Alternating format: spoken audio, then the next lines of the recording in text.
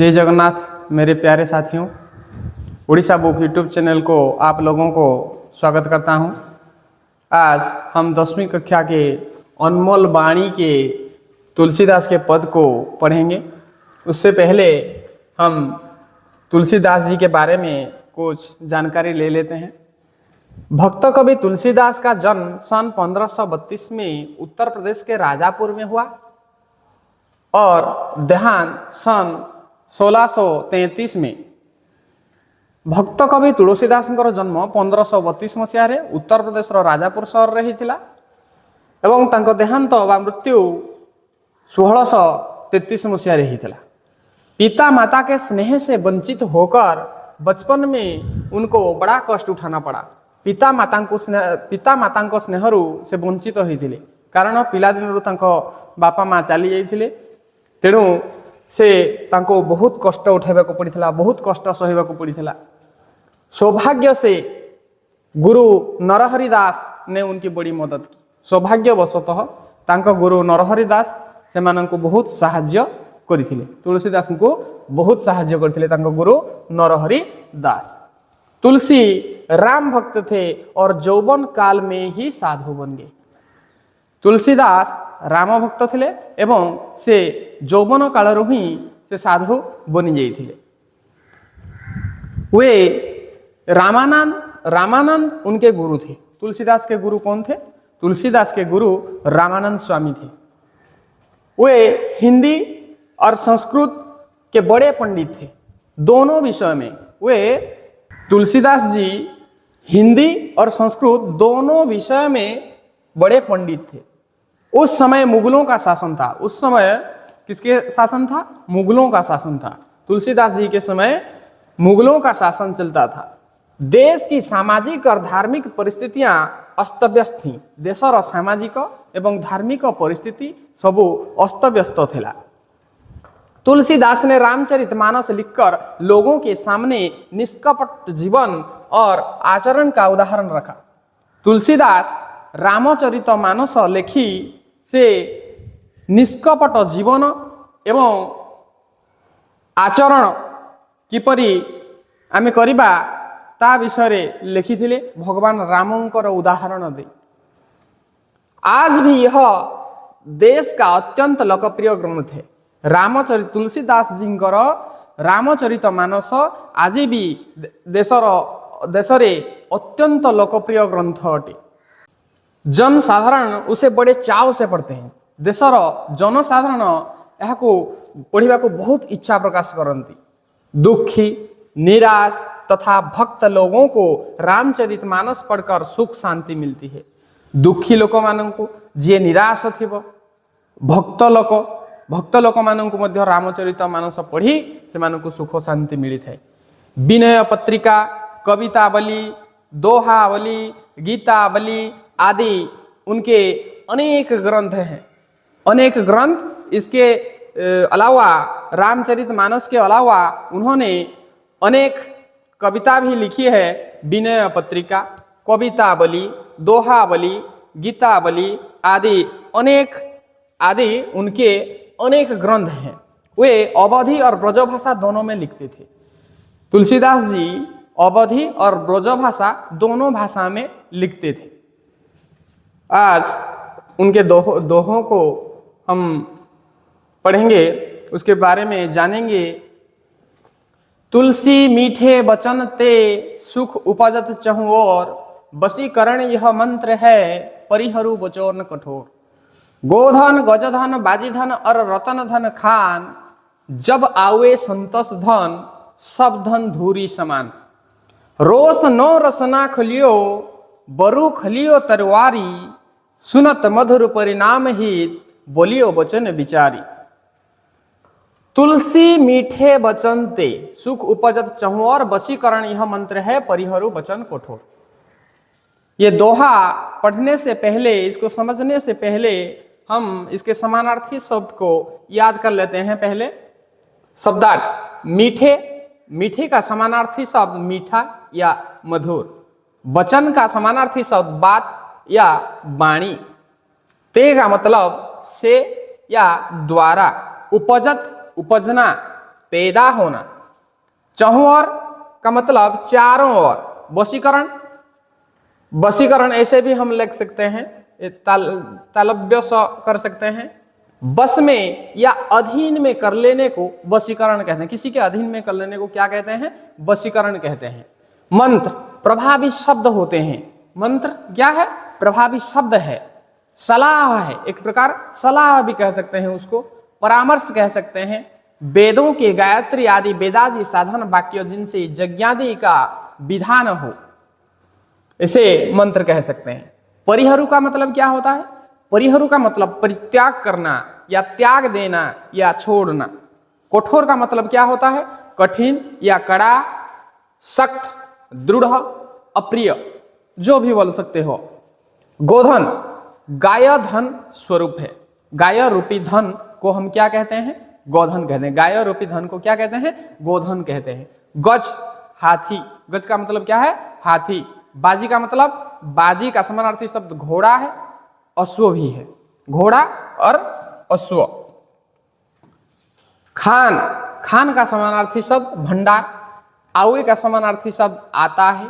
संतोष धन, संतोष रूपक धन। धूरी, धूरी को धूल कह सकते हैं, रेत भी कह सकते हैं। समान, बराबर।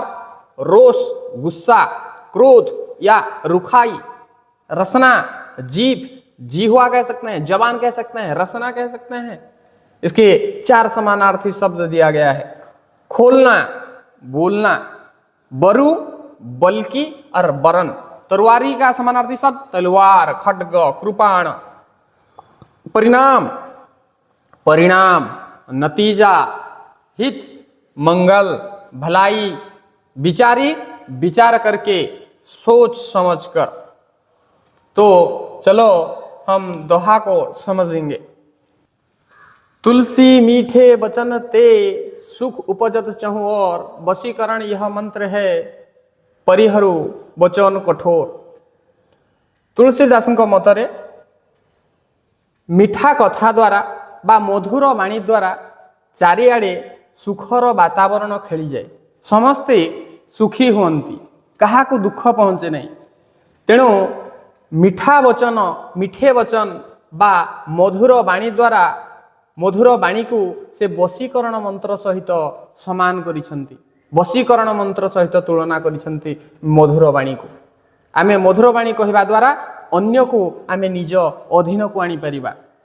ତେଣୁ କଠୋର ବଚନ, କଠୋର ବଚନ କହିବା ଦ୍ୱାରା, କଠୋର ବଚନ କହିବା ଦ୍ୱାରା ଅନ୍ୟ ସମସ୍ତଙ୍କୁ ଦୁଃଖ ପହଞ୍ଚିଥାଏ। ତେଣୁ କ'ଣ କରିବା? ତେଣୁ ଆମେ କଠୋର ବଚନ ବା କଟୁ ବାଣୀକୁ ଆମେ ପରିହାର କରିବା ବା ତ୍ୟାଗ କରିବା ଉଚିତ। गोधन, गोजधन, बाजीधन और रतन धन खान, जब आवे संतोष धन, सब धन धूरी समान। गोधन, गजधन, गोधन गाय, गाय रूपक धन। गजधन, गज रूपक धन। बाजी, बाजी धन, बाजी रूपी धन। और रतन धन खान। खान का मतलब क्या होता है? भंडार। प्राय लोक बुझंती जे गोधन, गजधन, बाजीधन और रतन धन भंडार। गोधन माने गाई रूपक धन, गजधन हाथी रूपक धन, घोड़ा रूपक धन एवं रतनर भंडार जदि अछि आमे ताहांको सुखी बोली भाबू एवं धनी बोली भाबू। जब आवे संतोष धन, सब धन धूरी समान। किंतु संतोष रूपक धन जदि आम पाखरे नथिबो ताहले ए समस्त धन धूली सांगरे समान, ताहार कौनसी मूल्य नहीं। तेणु तुलसीदास कहिसंती गोधन, गजधन, बाजीधन और रतन धन खान, जब आवे संतोष धन, सब धन धूरी समान।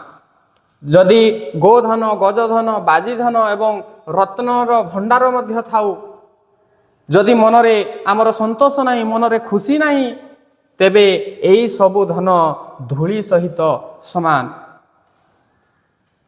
तेणु आमे सबु बेले खुशी रे रहिबा उचित। रोष नो रसना खोलियो, बोरु खोलियो तरवारी। सुनत मधुर परिणाम ही, बोलियो वचन विचारी। रोष नो रसना खोलियो, रोष क्रोध के समय, रसना जीभ, जिह्वा बरु बरंग, खलियो तरवारी, तरवारी खड्ग या कृपाण या तलवार, सुनत मधुर परिणाम हित, हित मंगल, बोलियो वचन विचारी। वचन का मतलब क्या होता है? बाणी। रोष न रोषना खलियो, जेबे तुम्हें क्रोधरे थिब तेबे जिह्वा को खोलो नहीं बा कथा कहा को कोह नहीं। बरु खलियो तरवारी, बरं खंडा पछे खोली दियो, खंडारे पछे युद्ध कर किंतु जिह्वारे युद्ध कर नहीं बा कहा को कटु कथा कह नहीं। कारण जेतेबेले आमे क्रोधरे थाऊ अन्य को कटु कथा कही जाऊ। सुनत मधुर परिणाम हित, बोलियो वचन विचारी। सुनत मधुर परिणाम हित, बोलियो वचन विचारी। जदि आमे विचार करी किछि कथा कहिबा ताहले ताहार परिणाम बहुत मधुर होइथे। ताहार परिणाम कौन होइथे? मंगल होइथे, मधुर होइथे। आमे जदि विचार करी कथा कहिबा, किंतु जेबे आमे क्रोध समय रे थिबा एवं आम जिह्वा को खोलिबा बा कहा को कटु कथा कहिबा तेबे अन्य को दुख पहुंचु थे, अन्य को दुख पहुंची थे। तेणु आमे सब बेले विचार करी कथा कहिबा दरकार। रोष न रोषना खलियो, बरु खलियो तलवारी, सुनत मधुर परिणाम हित, बोलियो वचन विचारी। तुलसीदास जी के पद को हम फिर से इसका मूल भाव को हिंदी में समझ लेते हैं।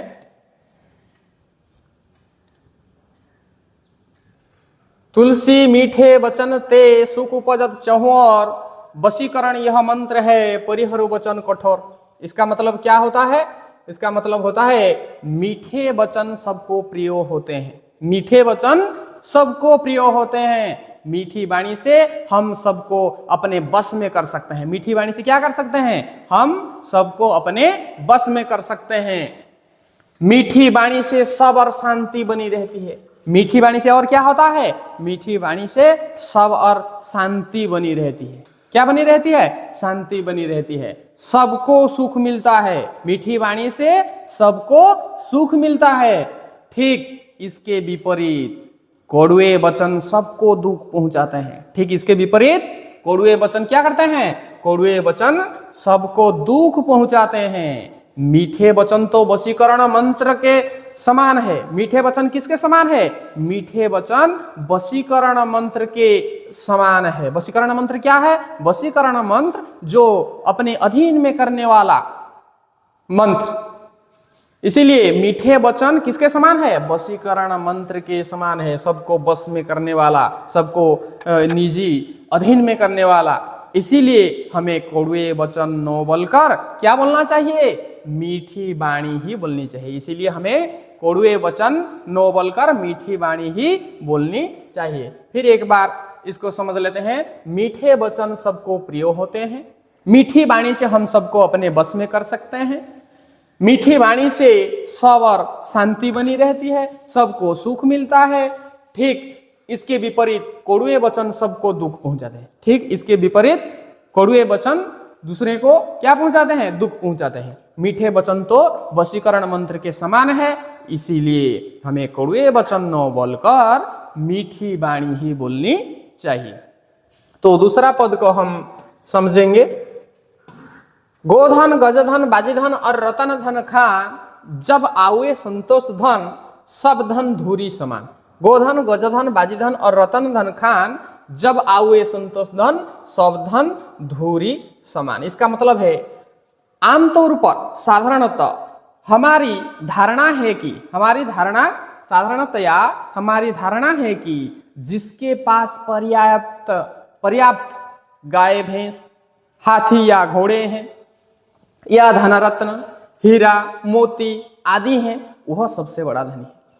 आमतौर पर या साधारणतः हमारी धारणा क्या है? हमारी धारणा है कि जिसके पास पर्याप्त गाय भैंस, हाथी या घोड़े या धनरत्न, हीरा, मोती आदि हैं, वह सबसे बड़ा क्या है? धनी है। लेकिन तुलसीदास के अनुसार ये सारे धन होते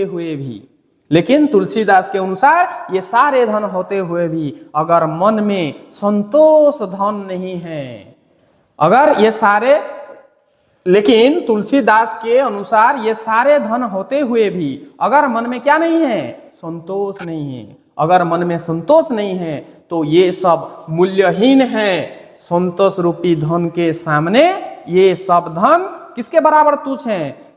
धूली के बराबर तुच्छ हैं। ये सब धूली के बराबर तुच्छ हैं, क्योंकि इस प्रकार के धन से सुख शांति नहीं मिलती। किस प्रकार धन से? पर्याप्त गाय भैंस, पर्याप्त गाय भैंस, हाथी या घोड़े, धनरत्न, हीरा मोती आदि से, आदि धन से सुख शांति नहीं मिलती। मन चिंतित रहता है। इसीलिए हमेशा हमें प्रसन्न रहना चाहिए या खुश रहना चाहिए। फिर दूसरे दोहा को हम समझ लेते हैं। रोष न रसना खलियो, बरु खलियो तरवारी, सुनत मधुर परिणाम हित, बोलियो वचन विचारी। इसका मतलब क्या होता है?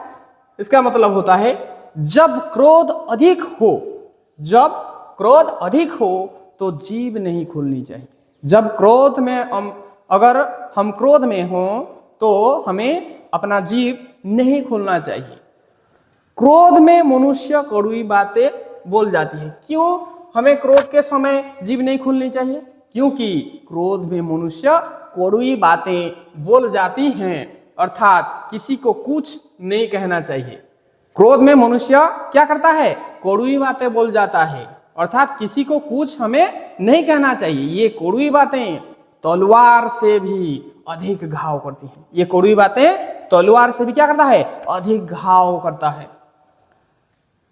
कड़वी बातों का प्रहार सीधे हृदय और मन पर होता है। कड़वी बातों का प्रहार कहाँ होता है? सीधे हृदय और मन पर होता है। तलवार शरीर पर घाव करती है, मगर कड़वी बातें सीधे दिल को घायल करके अधिक पीड़ा पहुंचाती है। इसीलिए हमें क्रोध के समय अपना जीवा नहीं खोलना चाहिए।